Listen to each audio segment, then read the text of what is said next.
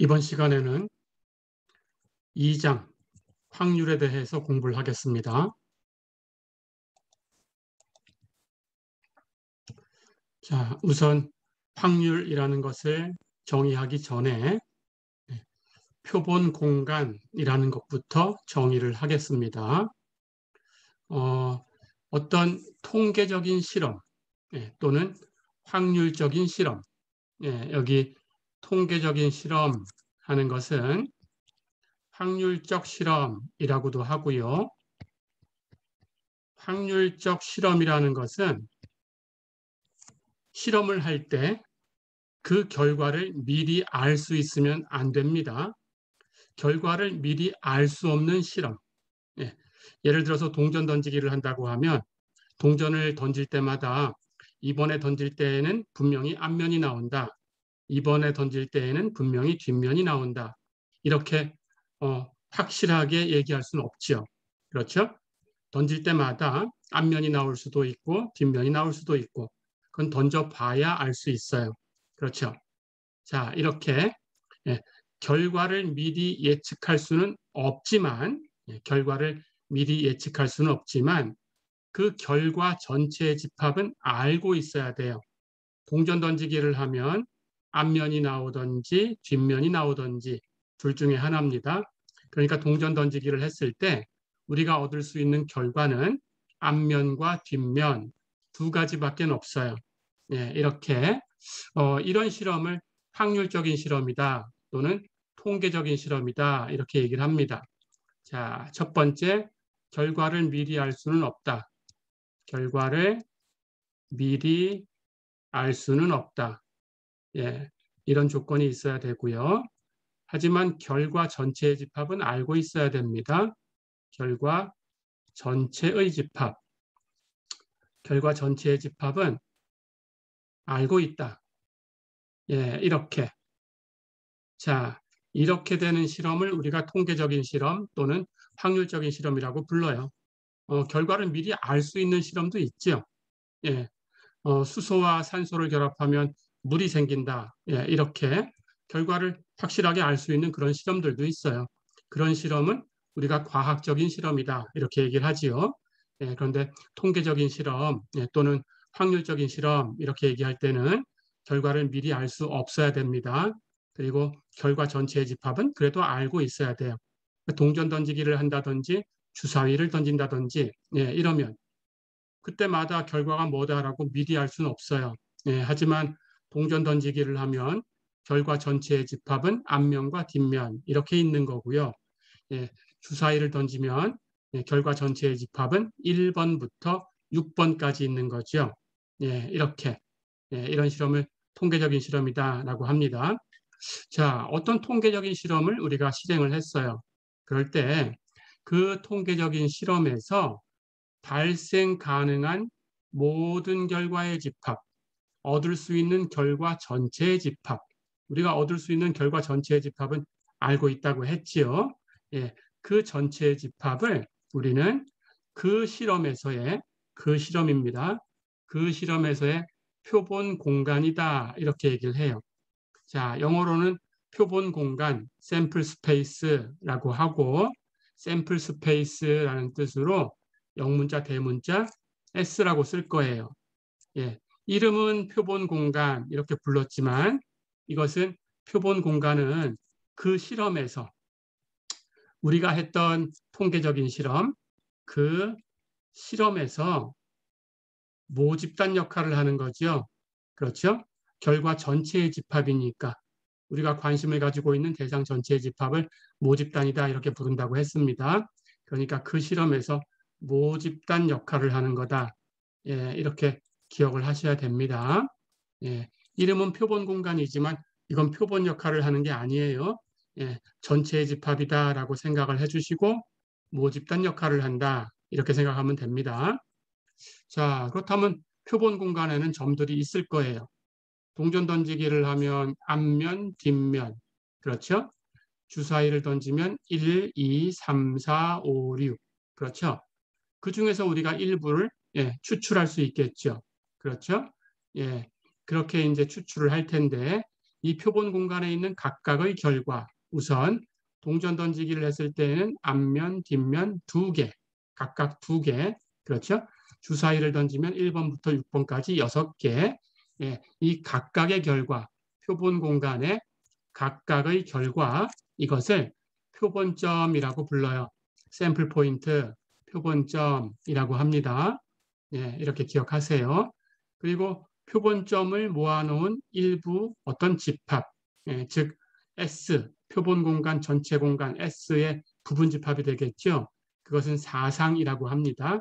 예, 또는 사건이라고 하는 책도 있는데 우리 책대로 사상 이렇게 얘기할 겁니다. 영어로는 이벤트라고 합니다. 예, 사상. 그 뒤에서 다시 얘기하고요. 자, 그럼 각 결과를 한번 살펴볼까요? 조금 전에 동전 던지기, 주사위 던지기 이런 얘기를 했었는데 동전을 한 개 던졌어요. 그럼 동전을 한 개 던졌다라고 하면 예, 당연히 앞면이 나올지 뒷면이 나올지 예측할 수는 없지만 앞면 아니면 뒷면 둘 중에 하나가 나온다. 나올 수 있는 결과는 두 개다라는 건 알고 있죠. 그렇다면 동전 던지기라는 것은 통계적인 실험이다. 이렇게 얘기할 수 있습니다. 예, 그때 표본 공간은 앞면과 뒷면 두 개예요. 그러니까 표본 공간 영문자 대문자 S라고 쓰기로 했고요. 집합기호로 표시하면 S는 앞면과 뒷면이다. 앞면은 예, 영어로 head라고 하니까 H라고 표기를 할게요. 이렇게 약속하겠습니다. 뒷면은 영어로 꼬리라는 뜻으로 tail이라고 합니다. 그래서 T라고 쓸게요. 자, 그래서 앞면과 뒷면 두 개가 있어요. 앞면 H, 뒷면 T. 어렵지 않죠? 예. 그러니까 표본점은 동전 던지기를 했을 때 H와 T 두 개다. 예, 이렇게 얘기하면 되겠습니다. 자, 그럼 우선 예, 간단하게 표본 공간 얘기를 했고 표본 점 얘기를 했어요. 예, 이 두 개에 대해서 어렵진 않지만 그래도 예제를 통해서 한번 살펴볼게요. 예, 예제 2.1 한번 볼까요? 한 개의 주사위를 던지는 실험에서 역시 통계적인 실험이죠. 예, 주사위 던질 때마다 이번엔 1이 나올 거야. 이번에는 7이 6이 나올 거야. 이렇게 얘기할 수 없어요. 그렇죠. 예, 하지만 1번부터 6번까지 중에서 예, 나올 수 있다. 6개 결과 중에 하나다. 이건 알 수 있어요. 그러니까 당연히 통계적인 실험입니다. 그렇죠? 자, 한 개의 주사위를 던지는 실험에서 윗면에 나타난 숫자에 관심을 가진다. 그럴 때 표본 공간이 뭐냐라고 했어요. 주사위는 이렇게 면이 6개가 있는 예, 이렇게 정육면체 뭐 나무나 플라스틱을 가지고 이렇게 만들었죠. 그 위에다가 이렇게 점을 표기를 했고요. 하나는 이렇게 하나로 표시한 건 1이란 뜻입니다. 예, 그리고 이렇게 두 개 점을 찍어 놓은 것은 2란 뜻이고요. 예, 이런 식으로 있어요. 그렇죠? 예, 점을 이렇게 3개 찍어 놓은 것은 3이란 뜻이고요. 예, 이렇게 해서 이 6개의 면에 점 하나부터 점 6개까지가 있습니다. 예, 해서 뒤쪽에 이제 1, 2, 3, 4, 5, 6 하는 것들이 있습니다. 예, 이렇게 해서 4, 이쪽에 5, 예, 이쪽에 뒷면에 6 이런 식으로 있습니다. 예, 이렇게 6개가 있어요. 그러니까 표본 공간은 던졌을 때 이 윗면에 1이 나올 수도 있고 예, 아니면 윗면에 2가 나올 수도 있고 그렇게 던져질 수 있겠죠. 예, 그래서 S는 1이거나 2거나 3이거나 4거나 5거나 6이거나 예, 전체 집합으로 표기하면 1부터 6까지 원소를 가지는 집합이다. 어렵지 않죠? 자, 그래서 한 개 주사위를 던졌을 때 그런 통계적 실험에서 예, 우리가 얻을 수 있는 표본 공간은 즉 영문자, 대문자 S라고 표현하는 집합은 1부터 6까지 6개 원소를 가지고 있는 집합이다. 예, 이렇게 기억해 주시면 되겠습니다.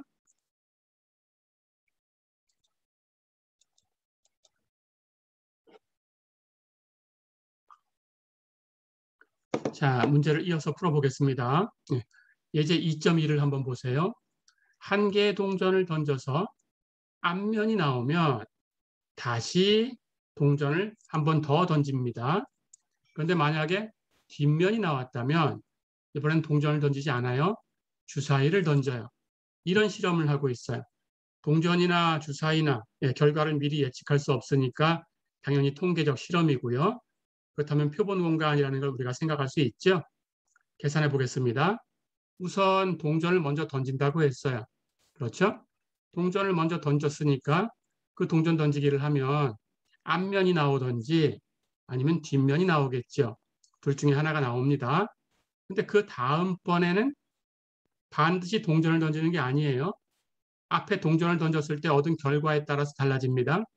앞에 동전을 던져서 앞면이 나오면 그때 다시 동전을 던진다라고 했으니까 그 경우 첫 번째 동전에서 앞면이 나온 경우 그 경우는 동전을 또 던지는 거니까 뒤에 동전도 앞면이 나오거나 뒷면이 나오거나 둘 중에 하나일 거예요.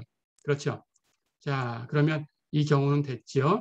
그런데 첫 번째 동전을 던져서 만약에 뒷면이 나왔다면 그 다음은 동전을 던지는 게 아닙니다. 주사위를 던지죠. 그렇죠?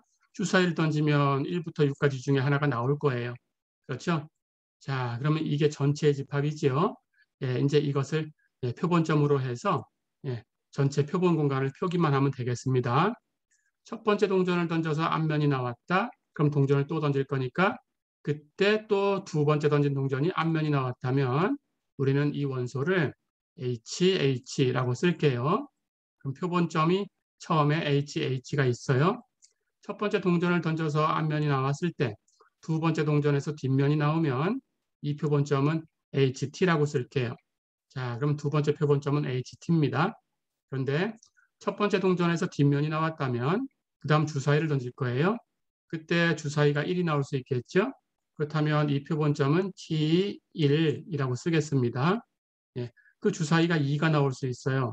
그렇다면 이 표본점은 앞에 동전은 뒷면, 뒤에 주사위는 2번이란 뜻으로 T2라고 쓸게요.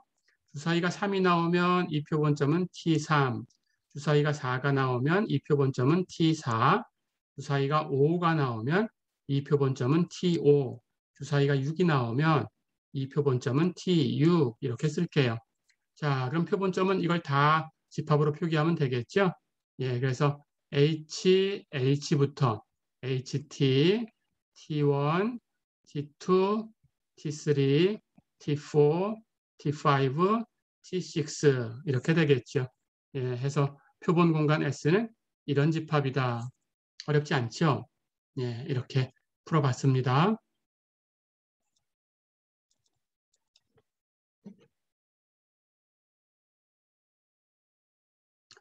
자, 이어서 예제 2.3을 풀어보겠습니다. 어떤 제조 과정에서 임의로 그 제품 중에 3개의 제품을 추출했다. 그래서 이게 불량품인가 양품인가를 검사하고 있습니다. 이렇게 3개의 제품을 추출해서 검사한 뒤에 불량품이면 D라고 구분을 해주고 양품이면 불량품이 아니다라는 뜻으로 N이라고 분류를 할 거예요. 해서 불량품과 양품으로 분류를 하고 있어요. 제품을. 자, 그런데 3개의 제품을 추출해서 분류를 하고 있습니다. 그렇다면 어떤 제조 과정, 어떤 그 공장에 제조 라인이 있겠죠. 제품을 만드는 라인. 그 라인에서 생산품이 계속 이렇게 나올 텐데 그 중에 임의로 3개를 추출하는 거니까 그 중에 어느 하나를 탁 선택을 했을 때 그게 불량품인지 양품인지 미리 예측할 수는 없어요. 그렇죠? 예, 그걸 선택해서 봐야 합니다. 그렇죠? 그러니까 당연히 이것도 통계적인 실험이다. 이렇게 얘기할 수 있어요. 자, 이렇게 분류해요. 그렇다면 제품은 D와 N으로만 분류가 됩니다. 그렇죠? 이 실험에서 표본 공간이 뭐냐? 이렇게 물어봤어요. 그렇다면 임의로 3개의 제품을 추출했으니까 첫 번째 추출한 제품이 있겠죠. 첫 번째. 그 다음에 두 번째 제품이 있겠죠. 두 번째, 그리고 마지막으로 세 번째 제품이 있겠죠. 그렇죠? 부품은 양품이거나 아니면 불량품이거나 둘 중에 하나입니다. 불량품은 D, 양품은 N 이렇게 구분하니까 D 아니면 N이에요. 그러니까 첫 번째 선택한 제품은 D거나 N이거나 그렇죠? 자, 그 각각의 경우에 대해서 두 번째 제품도 첫 번째 제품이 D였을 때 두 번째 제품이 D거나 N이거나 그렇죠? 첫 번째가 N이었을 때에도 두 번째는 D가 될 수도 있고 N이 될 수도 있어요. 그렇죠? 역시 그 각각에 대해서 또 세 번째 제품 첫 번째, 두 번째가 D 나왔을 때 세 번째가 D가 나올 수도 있고 N이 나올 수도 있어요. 첫 번째, 두 번째가 D, N 이렇게 분류가 됐을 때 세 번째는 역시 D, N 이렇게 두 가지로 분류될 수가 있어요. 첫 번째, 두 번째가 N과 D로 분류됐을 때도 세 번째는 D와 N으로 분류될 수 있어요. 첫 번째, 두 번째가 N으로 분류됐을 때도 세 번째는 D와 N으로 분류될 수 있어요. 그렇죠? 자, 그렇다면 이 경우가 전체 집합이 되겠죠. 그래서 첫 번째, 두 번째, 세 번째가 모두 D, 불량품으로 분류가 된 경우는 D, D, D 이렇게 쓰겠습니다. 예, 이걸 가지고 그대로 순서대로 쓸게요. 그렇다면 첫 번째, 두 번째는 D고 세 번째가 N이면 D, D, N 이렇게 쓸 수 있고요. 첫 번째, 두 번째가 DN일 때 세 번째가 D면 DND 이렇게 쓸 수 있어요. 그럼 네 번째 경우는 DNN으로 쓸 수 있겠죠. 다섯 번째는 NDD라고 쓸 수 있겠죠. 그렇죠? 예, 여섯 번째는 NDN이라고 쓸 수 있어요. 그렇죠? 일곱 번째는 NND라고 쓸 수 있고요. 그렇죠? 여덟 번째는 NNN이라고 쓸 수 있어요. 그렇죠? 예, 이렇게. 자, 그럼 이 8개가 이제 표본점이 되는 겁니다. 그렇죠? 그래서 DDD부터 예, NNN까지 예, 이렇게 8개의 원소를 갖는 집합이다. 이것이 표본 공간 S다. 어렵지 않죠? 예, 이렇게 상황에 따라서 이렇게 표본 공간을 예, 표기하는 방법은 다를 수 있지만 이렇게 표기를 해주시면 됩니다.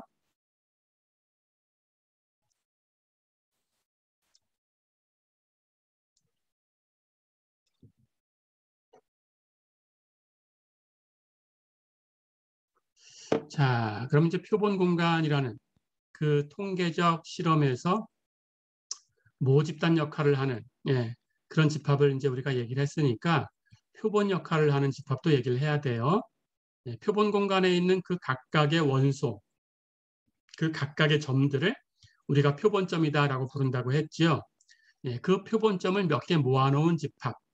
그러니까 표본 공간이 전체의 집합이고 그 안에 있는 게 표본점이니까 그 중에서 몇 개 표본점을 선택한다 그러면 그렇게 해서 만든 집합은 당연히 표본 공간 S의 부분 집합이 되겠죠. 그렇죠? 그것을 사상이다라고 부릅니다. 영어로는 이벤트라고 하고요. 사상 또는 사건이라는 용어를 쓰는 책들도 많이 있습니다. 예, 근데 똑같은 얘기니까 사상이라고 쓸게요. 우리 책대로 해서 표본 공간 S의 부분 집합. 예, 표본 공간 S는 모집단 역할을 한다라고 했어요. 그 통계적 실험에서 모집단 역할. 그러니까 그 부분 집합을 사상이라 이렇게 부른다면 사상이라는 것은 표본 역할을 하는 거죠. 그렇죠? 예, 이렇게 생각해 주시면 되겠습니다. 자, 그러면 사상에 대해서 또 한번 예를 한번 들어볼게요. 예, 어렵진 않죠. 예제를 하나 볼까요? 주사위를 던졌을 때 그 나타난 결과가 3으로 나누어질 수 있는 사상, 그걸 A라는 집합으로 표기하자. 그렇다면 A라는 집합은 원소가 뭐냐? 이렇게 물었어요. 자, 주사위를 던진다 그러면 표본 공간 S에는 1, 2, 3, 4, 5, 6 이렇게 6개의 원소가 있어요. 근데 이 중에서 3으로 나눠진다 그랬으니까 당연히 3의 배수가 돼야 되겠죠. 그렇다면 1, 2, 3, 4, 5, 6 중에서 3의 배수는 3하고 6밖에 없어요. 그렇죠? 그러니까 그렇게 되는 그 표본점을 모아놓은 집합을 예, 그 사상을 A라고 표기한다고 했으니까 사상 A는 3과 6을 원소로 갖는 집합이다. 어렵지 않죠? 예, 예를 또 하나 해볼까요? 예, 조금 전에 제조 과정 얘기를 했는데 제조 과정에서 임의로 3개의 제품을 추출해서 검사한 다음에 불량품이면 아까 앞에서처럼 D, 양품이면 N 이렇게 분류한다. 자, 그럴 때 불량품의 개수가 1보다 큰 사상을 B라고 하자. 그럼 B는 어떤 원소를 가지고 있을까? 이렇게 물어봤어요. 불량품의 개수가 1보다 크다라고 했으니까 당연히 불량품의 개수는 2거나 3이거나 이렇게 되겠죠. 그렇죠. 예, 3개의 제품을 추출했으니까 4가 나올 수는 없고요. 그렇죠. 그렇다면 불량품이 2거나 3이다라고 하면 예, 당연히 양품, 예, 양품은 이것하고 반대가 돼야 되니까 없거나, 그렇죠? 예, 아니면 1이거나 이렇게 돼야 되겠죠. 그렇죠? 불량품은 D라고 표기를 했어요. 양품은 N이라고 표기를 했어요. 원소는 3개로 이루어졌어요. 그렇죠? 그렇다면 N이 하나도 없거나 1이거나 이렇게 되는 걸 쓰면 되겠죠. 그렇죠?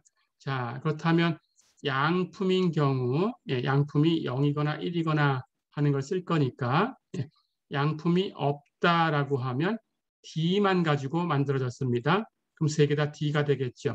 그러면 DDD라는 원소가 있겠죠. 그렇죠.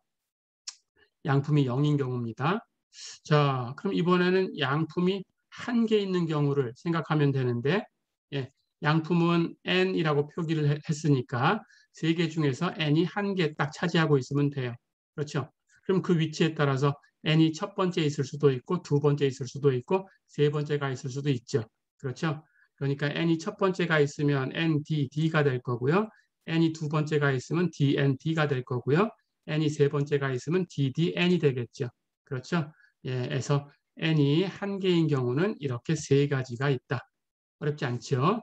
자, 그렇다면 불량품 개수가 1보다 큰 사상 B는 이 4개의 원소로 이루어진 사상이죠. 그래서 집합기호로 쓰면 B는 DDD, DDN, DND, NDD 예, 이렇게 써주시면 되겠어요. 어렵지 않죠? 자, 예제를 또 하나 풀어볼까요? 예, 예제 2.4를 한번 보세요. 표본 공간 S를 T들의 집합인데 T는 0 이상이다 이렇게 했어요. 그러면 0 이상인 실수 전체의 집합이다 그런 뜻입니다. 예, 예를 들어서 어떤 전자제품의 수명을 이렇게 표시할 수 있겠죠. 예, 실제로 이 S라는 집합을 예, 즉 T들의 모임인데 여기서 얘기하는 T를 예, 어떤 전자부품의 수명이다. 그런데 단위는 1년 단위로 표기를 했다. 이렇게 가정을 해볼게요. 자, 그러면 어쨌든 그 전자제품의 수명은 마이너스는 없어요. 그렇죠? 예, 그러니까 0 이상이다 이렇게 표기가 될 거고요.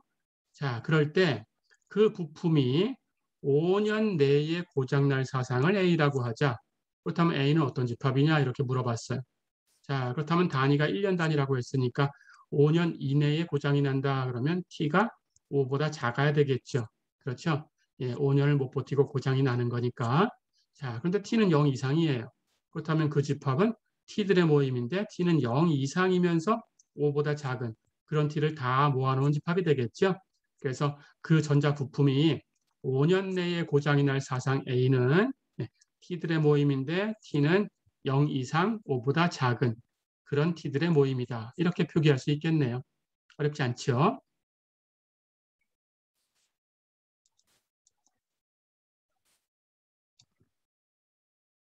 자, 그 다음 또 이제 사상을 이렇게 집합으로 생각을 할 거니까 예, 이 집합 기호를 가지고 또 소개를 하겠습니다.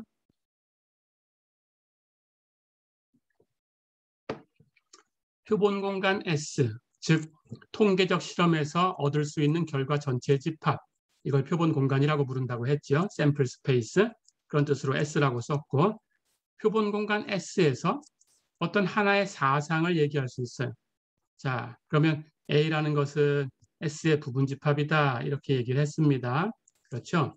표본 공간의 부분집합이 되는 집합, 그것이 사상이다 이렇게 얘기를 했어요. 자, 그럴 때 예, 이걸 집합으로 생각했을 때 A라는 집합에 여집합이 있겠죠.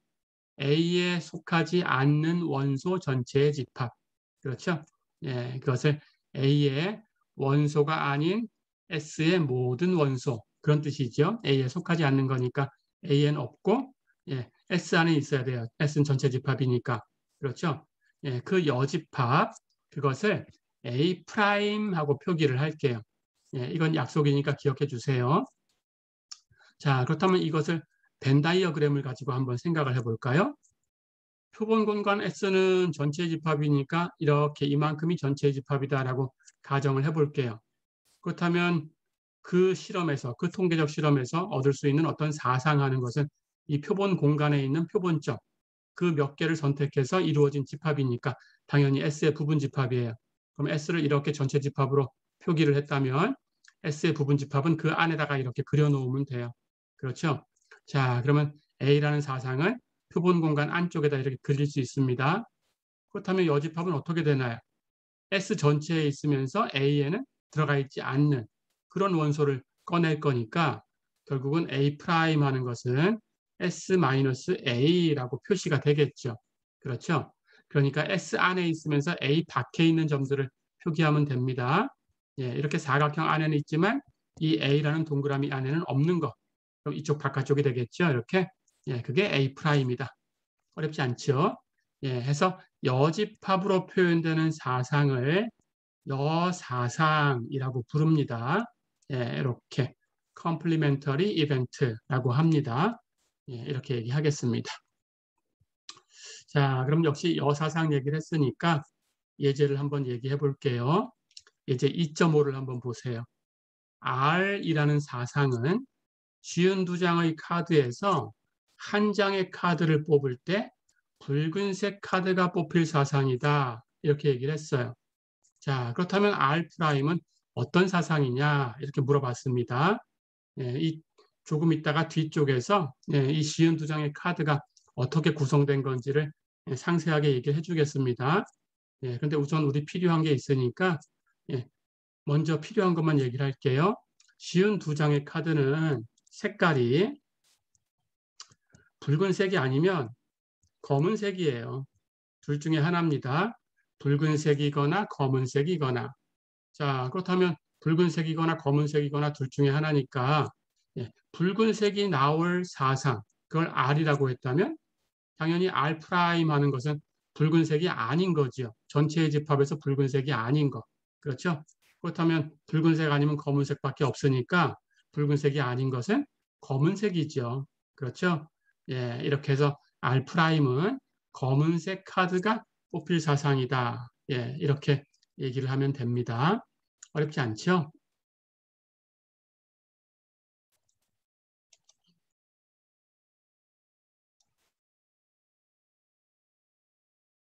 자, 그럼 이제 역시 사상을 우리가 집합으로 이해를 하고 있으니까 이제 필요한 두 사상에 대해서 교집합 그리고 합집합 이런 것들을 얘기를 해보겠습니다. 어떤 통계적 실험을 통해서 얻을 수 있는 결과 전체의 집합, 표본 공간 그것이 S라는 집합으로 있었어요. 그럴 때 두 사상 A와 B가 있다라고 가정을 해보겠습니다. 그렇다면 A라는 사상도 표본 공간 S의 부분 집합이고요. B라는 사상도 표본 공간 S의 부분 집합이에요. 그렇죠? 자, 그럴 때 이 A와 B의 교집합이라는 걸 정의할 텐데 A와 B의 교집합은 이런 기호를 쓰고요. 읽을 때에는 A 인터섹션 B 이렇게 읽으시면 됩니다. A 인터섹션 B 어렵지 않죠? 이 의미는 A와 B에 모두 속하는 즉 A에도 속하고 B에도 속하고 AND로 연결되는 A와 B에 모두 속하는 그런 원소를 다 모아놓은 집합이에요. 그것을 사상 A와 사상 B의 교집합이다 이렇게 얘기를 합니다. 자, 그럼 그림을 그려볼까요? 표본 공간 S는 전체 집합이에요. 이렇게 직사각형으로 한번 그려보겠습니다. 전체 집합. 그렇다면 그 안에 A라는 사상이 있으니까 이 전체 집합의 부분 집합으로 이렇게 한 집합이 있을 수 있어요. B도 어떤 사상이니까 S라는 이 표본 공간의 부분 집합이에요. 그럼 이렇게 있을 수 있어요. 그렇죠? 물론 그림을 이렇게 만나게 그렸지만 만날 수도 있고 만나지 않을 수도 있습니다. 그런데 만나지 않으면 교집합은 없다라고 하면 되고요. 만나면 그림으로 이렇게 그리면 돼요. 자, 그렇다면 교집합이 되는 이 부분은 A에도 있으면서 B에도 있어야 되니까 A에 있는 걸 이렇게 이쪽 선으로 한번 그려볼까요? B에 있는 것은 이렇게 이쪽 선으로 그려볼까요? 그렇다면 이 두 개의 선이 모두 그어져 있는 이 부분, A에도 속하고 B에도 속하는 이 부분이 바로 A 인터섹션 B가 되죠. 그렇죠? 이렇게 생각해 주시면 됩니다. 이렇게 볼 수 있게 이렇게 붉은색으로 한번 칠해 볼까요? 여기가 A 인터섹션 B다. 어렵지 않죠? 자, 그러니까 A 인터섹션 B라는 것은 어떤 원소들이냐? 표본 공간 S에 있는 원소들인데 그 X라는 원소는 A에도 있고 and B에도 있다. 이렇게 얘기할 수 있어요. 그렇죠? 자, 그러면 이제 교집합에 대해서 예를 한번 들어보겠습니다. 예제 2.7을 한번 볼까요? 어느 교실에서 임의로 한 학생을 뽑았을 때 그 학생의 전공이 공학인 사상, 그런 사상을 영문자, 대문자 이라고 쓰자. 그리고 그 학생이 여학생인 사상, 그 사상을 영문자, 대문자 F라고 쓰자. 이렇게 가정을 했어요. 그렇다면 이 인터섹션 F는 어떤 사상이냐? 이렇게 물어봤습니다. 인터섹션 하는 것은 교집합이라고 했고요. 교집합은 두 개가 동시에 일어나는 거다라고 했죠. 그렇죠? 그렇다면 E에도 속하고 F에도 속해야 되는 거니까 E에 속하기 위해서는 그 학생 전공이 공학이어야 되고요. F에 속하려고 하면 그 학생이 여학생이 돼야 돼요. 그렇죠? 둘 다 AND로 연결해야 되니까 이 인터섹션 F는 그 학생이 공학을 전공하고 여학생인 사상이다. 이렇게 얘기할 수 있죠. 그렇죠? 예, 이렇게 연습해 보시면 되겠어요.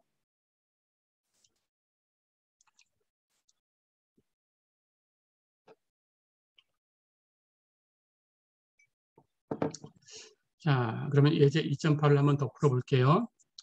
V라는 사상은 영문자 A와 E와 I와 O와 U를 포함하는 집합이고 모음만 가지고 이루어졌네요. 해서 모음이란 뜻으로 V라고 썼어요. 그리고 C라는 사상은 영문자 L과 R과 S와 T 이렇게 네 개 자음을 가지고 만들었네요. 네 개 자음으로 자음이란 뜻으로 C라고 썼네요. 이렇게 자음 중에 네 개를 선택해서 만든 집합이다. B라는 사상과 C라는 사상이 이렇게 주어지면 B 인터섹션 C라는 사상은 어떤 사상이냐 이렇게 물어봤어요. 자, 그런데 금방 얘기한 것처럼 B라는 사상에는 모음밖에 없어요. 그렇죠? 예, C라는 사상에는 자음밖에 없어요. 겹치는 게 없죠. 그렇죠? 둘 다에 들어가는 원소가 없습니다. 예, 그러니까 인터섹션은 공집합이 되지요. 공집합은 이런 기호로 표기하겠습니다. 이렇게 그리스 문자 파이처럼 이렇게 공집합 기억해 두세요. 이렇게 쓴다. 자, 그렇다면 인터섹션이 공집합이다? 무슨 뜻인가요? B하고 C라는 두 개의 사상은 동시에 발생할 수 없다는 뜻이죠. 그렇죠? 이것이 이제 확률 얘기할 때 기본 요소가 되니까 이 용어는 기억하셔야 되고요. 이걸 정의를 할게요. 여기 B라는 사상과 C라는 사상처럼 동시에 발생할 수 없는 두 개의 사상, 즉 교집합을 계산하면 공집합이 되는, 교집합이 없는 그런 두 개의 사상, 공통 원소를 가지고 있지 않는 두 개의 사상은 우리가 이런 용어로 표기를 합니다. 상호 배반이다. 이렇게 얘기를 할 거예요. 이것은 나중에 뒤에 가서 이제 확률을 배울 텐데 확률에 합법칙이라는 것이 있고 곱법칙이라는 것이 있어요. 합법칙을 얘기를 할 때 일반적인 합법칙과 특별한 합법칙을 얘기를 할 텐데 특별한 합법칙은 그 집합, 그 사상들이 상호 배반이 되는 경우에 합집합이에요. 어, 그 사건을, 그 합법칙을 얘기하는 거예요. 그래서 상호 배반일 때 합법칙, 이것을 특별한 합법칙이다. 이렇게 부릅니다. 그래서 미리 용어를 얘기하니까 기억을 해두세요. 상호 배반, 교집합이 없다라는 뜻이다. 다시 얘기하면 공통 원소가 없는 거니까 두 사상이 동시에 발생할 수 없다는 뜻이다. 이렇게 기억해 주시면 됩니다. 상호 배반, 이렇게 기억해 주세요. 자, 그렇다면 한번 또 예를 들어보겠습니다. 금방 이렇게 B라는 사상과 C라는 사상의 교집합이 공집합이다라는 걸 알았어요. 그렇죠? 그러니까 금방 얘기한 이 정의를 가지고 표현하면 B라는 사상과 B에는 모음만 있어요. C라는 사상, C에는 자음만 있어요. 그렇죠? 이 두 개의 사상은 당연히 동시에 발생할 수가 없어요. 그렇죠? 그러니까 동시에 발생할 수가 없다라고 했으니까 이 용어를 써서 두 개의 사상은 상호 배반이다. 이렇게 얘기할 수 있어요. 그렇죠? 이렇게 기억해 두시면 됩니다. 뒤에 가서 확률에 대한 합법칙, 그 중에 특별한 합법칙 얘기할 때 다시 상호 배반이라는 용어를 언급할 텐데 지금 배웠으니까 기억을 해 두시면 되겠어요. 상호 배반, 예, 두 사상이 동시에 발생할 수 없다. 즉 교집합이 없다. 어렵지 않죠? 예.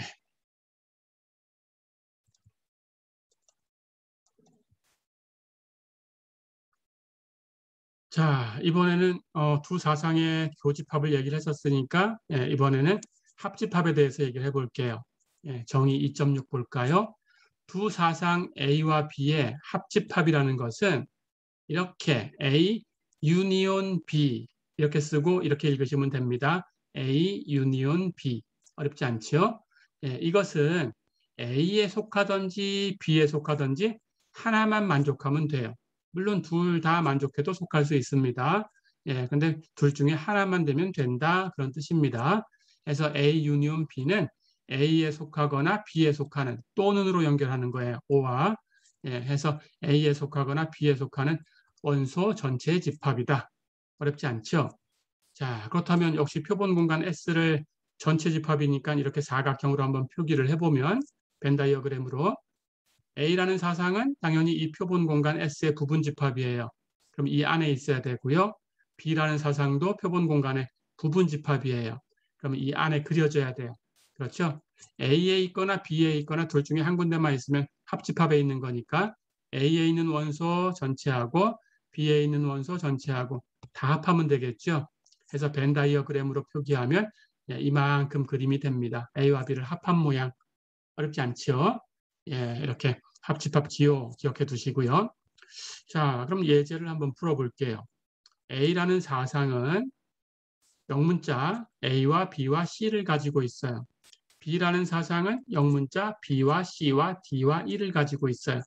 이 두 사상에 대해서 A 유니온 B가 뭐냐? 합집합을 구해라 그랬습니다. 자, 이 원소를 다 갖다 놓으면 되죠. A, B, C와 B, C, D를 다 갖다 놓으면 돼요. 그렇죠? 그러면 A, B, C 갖다 놓고요. B 이미 썼으니까 두 번 쓸 필요 없어요. C 이미 역시 여기다 적어놨으니까 두 번 적을 필요 없어요. 그 다음 남는 거 D와 E 이렇게 갖다 놓으면 되죠. 그래서 A와 B의 합집합은 A, B, C, D, E다. 어렵지 않죠? 예, 이렇게 연습해 보시면 되겠습니다.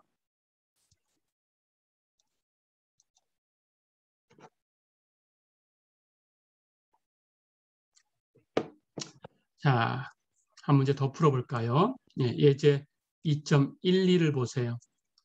M이라는 사상은 실수 X들의 모임인데 X는 3보다 크고 9보다 작은 그런 값이다. 그런 수다 그랬어요. 그런 수 전체의 집합. 3보다 크고 9보다 작은 수 전체의 집합을 M이라는 사상으로 표기를 했습니다. N이라는 사상은 실수인데 역시 5보다 크고 12보다는 작은 그런 실수로 이루어진 그런 집합이에요. 자, 두 개의 사상이 주어졌어요. M과 N의 유니온, 합집합을 구해라 그랬습니다. 가볼까요? M은 3보다 크고 9보다 작아야 되고 N은 5보다 크고 12보다 작아야 돼요. 합집합이니까 둘 중에 하나만 만족하면 됩니다. 그렇다면 3보다 크고 9보다 작은 수가 다 포함되겠죠. 그것을 수직선상에 한번 그려볼까요? 네, 이렇게 이 직선이 실수를 표현하는 실직선, 이렇게 수직선이다라고 한번 생각을 해보겠습니다. 그렇다면 3보다 크니까 3은 포함되지 않아요. 포함되지 않는다는 뜻으로 빈 동그라미로 표기를 해볼게요. 포함되면 새까만 동그라미. 9는 역시 MN은 포함되지 않아요. 9보다 작아야 되니까. 그럼 9도 빈 동그라미. 그럼 M이라는 사상은 이렇게 3보다 크고 9보다 작은 이 안에 있는 원소 전체의 집합이죠. 그렇죠? N이라는 사상도 마찬가지 5보다는 커야 되니까 NN은 5는 없어요. 그렇죠? 12보단 작아야 되니까 12도 NN은 없어요. 그렇죠? 그렇다면 N이라는 사상은 5보다 크고 12보다 작은 이만큼 이 안에 있는 모든 수를 포함하는 집합이죠. 그렇죠? 자, 그런데 M과 N을 이제 합하려고 하니까 그럼 5하고 9는 어떻게 되냐? 5라는 것은 여기 M이라는 이 사상 안에 들어가 있어요. 그러니까 5는 이 합집합에 포함이 됩니다. 9라는 것은 여기 N이라는 사상에 들어가 있어요. 그렇죠? 예, 그래서 역시 합집합에 들어가요. 그러니까 5는 M에 있었으니까 들어가고 9는 N에 있었으니까 들어가요. 그렇죠? 근데 3과 12는 어디에도 들어갈 수가 없어요. 그렇죠? 자, 그렇다면 M하고 N을 합집합을 계산하면 3은 안 들어갑니다. 12도 안 들어가요. 그럼 3보다는 크고 12보다는 작지요.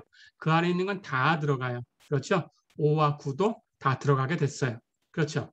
예, 그렇다면 M 유니온 N을 집합으로 표기하면 실수 X의 집합인데 X는 3보다는 크고 12보다는 작다.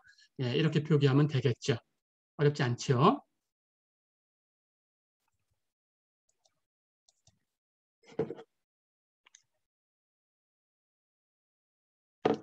자, 마지막으로 아까 얘기했던 카드 얘기를 한번 더 하고 예, 마무리를 하겠습니다. 예제 한번 볼까요? A라는 사상은 카드가 붉은색일 사상이다. 이렇게 얘기를 했어요. B라는 사상은 카드가 다이아몬드 중에서 잭이거나 퀸이거나 킹일 사상이다. 라고 했어요. C라는 사상은 카드가 에이스가 되는 사상이다. 이렇게 얘기를 했어요. 자, 그럴 때 이것을 벤 다이어그램으로 그려라. 이렇게 얘기를 했습니다. 뒤에서 또 확률 얘기할 때 카드 얘기가 한 번 더 나올 수 있으니까 카드가 이렇게 구성되어 있다라고 기억을 해주시면 되겠어요. 자, 아까 얘기한 대로 카드는 색깔로 분류하면 붉은색과 검은색 두 가지만 있어요. 그래서 카드는 모두 52장으로 구성이 되어 있고요. 붉은색과 검은색이 반반입니다.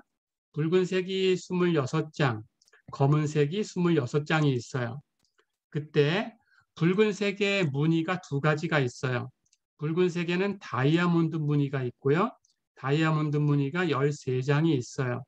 하트 무늬가 있어요. 하트 무늬가 13장이 있습니다. 검은색도 무늬가 두 개 있어요. 스페이드 무늬가 13장이 있고요. 클로버 무늬가 13장이 있어요. 이렇게 쉬운 두 장으로 구성되어 있습니다. 자, 그런데 각각의 이 무늬에는 다이아몬드, 하트, 스페이드, 클로버 이 네 개의 무늬에는 각각 숫자가 쓰여 있는데 1번은 번호 대신에 영문자 A로 써요. 그리고 그 카드를 1번 이렇게 얘기할 수도 있지만 에이스 이렇게 부르기도 합니다. 그래서 A는 1번이란 뜻이에요. 그래서 1번은 A로 써서 에이스 카드. 예, 그래서 에이스가 각각 무늬마다 있어요. 다이아몬드에도 하트에도 스페이드에도 클로버에도. 예, 여기 적히는 이 무늬마다 있는 이 수들은 예, 전부 같은 걸로 구성되어 있습니다. 13개. 그래서 1번을 표기하는 A, 2번부터는 수로 표기해요. 2번, 3번, 4번 해서 10번까지는 수로 표기합니다. 그 다음 11, 12, 13에 해당하는 것은 예, 이제 역시 영문자로 표기를 하는데 11에 해당하는 것은 잭으로 표기를 해요. 그래서 J, 이건 잭입니다. J라고 쓰는 건. 예, 그리고 Q라는 것은 퀸의 이니셜이에요. 그래서 Q는 퀸, K는 킹의 이니셜이에요. 왕. 그래서 킹, 예, 이렇게 불러요. 잭과 퀸과 예, 킹 이렇게 부릅니다. 예, 잭, 퀸, 킹, 예, 그런 뜻이에요. 해서 JQK 이렇게 써요. 예, 해서 J에는 기사의 그림, 예, Q에는 여왕의 그림, K에는 왕의 그림, 예, 이런 그림을 그려놨어요. 예, 이렇게 구성되어 있어요. 자, 그러니까 에이스부터 2, 3, 4, 5 해서 10까지 번호가 있고 J, Q, K 이렇게 영문자 3개가 더 있으니까 모두 13개로 구성되어 있죠. 그렇죠? 그것이 무늬마다 다 똑같이 있어요. 하트도 A부터 K까지, 스페이드도 A부터 K까지, 클로버도 A부터 K까지 이렇게 있습니다. 자, 그중에 그림이 이제 어떻게 생겼는지 예, 하트를 하나 가지고 숫자 작은 걸로 하나 예를 들어 줄게요. 2번 같은 경우는 여기 숫자 2가 이렇게 있고요. 이게 돌려봐도 똑같이 볼 수 있게 돌려도 이렇게 내가 바로 볼 수 있게 여기는 거꾸로 2자가 이렇게 있어요. 저쪽에서 봐도 2가 되고 여기 아래쪽에서 봐도 2가 되고 이렇게 그리고 이제 그림은 이제 한 가지로밖에 할 수 없죠. 그래서 이렇게 하트를 이렇게 두 개 그려놨어요. 이렇게 붉은색으로 칠해져 있고요. 하트 두 개가. 그리고 2번도 이렇게 빨간색으로 이렇게 숫자가 그려져 있고요. 이게 2번 카드예요. 3번 카드는 역시 숫자 쓰는 방식 똑같고 하트가 3개 있고요. 10번 카드에는 하트가 10개 있고요. 이렇게 그려져 있어요. 다이아몬드 무늬일 때는 무늬가 다이아몬드로 바뀌고 빨간색. 스페이드일 때는 무늬가 검은색으로 바뀌고 스페이드, 예, 그림은 스페이드 이렇게 바꾸면 됩니다. 클로버도 검은색으로 바꾸고 그림은 클로버 이렇게 바꾸시면 돼요. 자, 그럼 이제 쉬운 두 장의 카드가 이해가 됐죠? 그렇다면 이 쉬운 두 장의 카드를 알았으니까 이제 A라는 사상과 B라는 사상과 C라는 사상을 얘기할 수 있습니다. 카드를 다 모아놓은 집합은 표본 공간 S지요. 거기에는 쉬운 두 개의 원소가 있는 거죠. 그렇죠. 그 원소를 무늬별로 분류하면 다이아몬드 무늬가 A부터 K까지, 하트 무늬가 A부터 K까지, 스페이드 무늬가 A부터 K까지, 클로버 무늬가 A부터 K까지 있죠. 그렇죠. 자, 그럼 이렇게 쉬운 두 개 원소를 늘어놨습니다. 그렇다면 A라는 사상은 붉은색, 예, 카드가 붉은색일 사상이에요. 붉은색 카드를 모아놓은 사상이에요. 그렇죠? 붉은색은 다이아몬드와 하트가 있어요. 그렇다면 여기 26개 이 원소를 이렇게 둘러싼 집합을 표기하면 이게 바로 A라는 사상이 되겠죠. 그렇죠? B라는 사상은 카드가 다이아몬드이면서 그 중에서 잭이거나 퀸이거나 킹일 사상이에요. 그렇다면 다이아몬드, 잭, 퀸, 킹은 딱 하나씩만 있으니까 모두 3개 있어요. 그렇죠? 그럼 다이아몬드는 여기 A라는 사상, 붉은색에 속하니까 이 붉은색의 부분 집합이 됐죠. 그렇죠? 그 중에서 잭과 퀸과 킹을 모아놓으면 예, 이 3개의 원소를 갖는 집합이 B라는 사상이 되죠. 그러니까 B라는 사상은 A라는 사상에도 부분 집합이 되네요. 어렵지 않죠? C라는 사상은 카드가 에이스일 사상인데 에이스 카드는 무늬마다 하나씩 있어요. 그래서 4개가 있습니다. 그렇다면 다이아몬드 에이스가 있고요. 하트 에이스가 있고 그리고 스페이드 에이스가 있고 클로버 에이스가 있죠. 이렇게 4개의 원소를 이렇게 포함하는 거니까 예, 이 사상이 C가 되겠네요. 그렇죠? 예, 이렇게. 자, 그렇다면 A라는 사상과 C라는 사상의 교집합은 다이아몬드 에이스와 하트 에이스 2개 원소가 있겠네요. 그렇죠? B라는 사상과 C라는 사상은 만나지가 않네요. 그렇죠? 그렇다면 B라는 사상과 C라는 사상은 교집합이 없으니까 우리 영어대로 상호 배반이 되겠네요. 그렇죠? 예, 이렇게 연습을 해봤습니다. A와 C의 인터섹션은 예, 다이아몬드 에이스하고 하트 에이스 2개의 원소가 있다. 어렵지 않죠? 예, 이렇게 카드에 대해서 한번 배워봤습니다. 자, 이렇게 해서 이번 시간은 예, 이제 우리가 확률 얘기를 하기 전에 예, 표본 공간, 예, 통계적 실험에서 얻을 수 있는 결과 전체의 집합을 표본 공간이라고 한다. 그 원소들은 표본점이라고 한다. 그렇죠? 그리고 그 표본점으로 구성된 일부분, 그것은 사상이라고 한다. 그러니까 사상은 가장 클 때는 표본 공간 전체가 될 수 있겠죠. 그렇죠? 예, 가장 작을 때는 공집합이 될 수 있겠죠. 그렇죠? 예, 그렇게. 예, 그리고 그 사상에 대해서 우리가 2개의 사상을 선택을 했을 때 그 2개의 사상의 예, 교집합, 합집합, 예, 이것을 정의를 해봤습니다. 그리고 어떤 사상이 주어졌을 때 여집합이라는 것도 얘기를 해봤습니다. 예, 이렇게 공부를 해봤습니다. 예, 이번 시간은 여기까지고요. 예, 배운 것 연습해 보시고요. 예, 수고했습니다.